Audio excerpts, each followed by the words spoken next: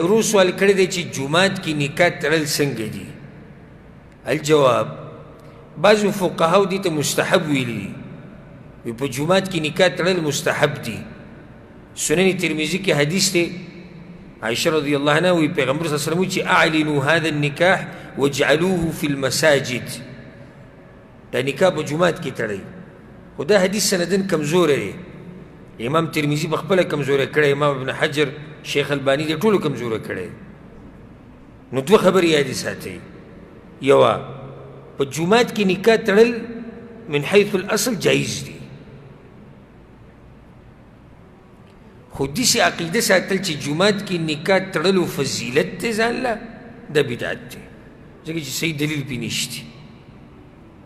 او بیا که داسې چې زنانم جومات ته راځي او پکې بیا حرام کارونه کېږي، نو بیا خو حرمت ښه ډېر شو. خلاصه دا شوه چې جومات کې نکاح تړل څه دي؟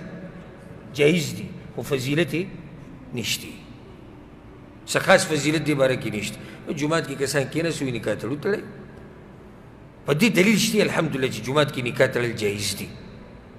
لکه حدیث کې راځي، امام بخاري امام مسلم راوړی، هغه یو زنانه پیغمبر صلی الله علیه وسلم پسې جومات ته راغلې وه، زه تا سره واده کوم. مخصوص پیره قصه بیان کړې. نو بیا یو صحابي وي، یا رسول الله زه به ورسره نکاح وتړم. پیغمبر صلی الله علیه وسلم وایي نه، زه نه تړم نکاح، زه واده نه کوم، زه خو د الله په حکم سره ودونه کوم. نو هغې غریب صحابي چې ناست و چې یا رسول الله زه به ورسره واده وکړم. پیغمبر صلی الله علیه وسلم چې ورته څه مهر ولورکړو، د هغه سره څه نه و. نو بیا پیغمبر صلی الله علیه وسلم د هغه نکاح په څه وتړله؟ مهر کې څه کېښودو چې یو څو صورتونه به ورته ښیې، تا ته چې کوم صورتونه د قرآن دي دا به ورته وښیې. نو دا نکاح وتړلی شوه کوم ځای کې؟ په جومات کې وتړلی شوه. نو دې نه ثابته شوه چې جومات کې نکاح تړل جایز دي، خو څه خاص فضیلت یې نشتي. والله اعلم.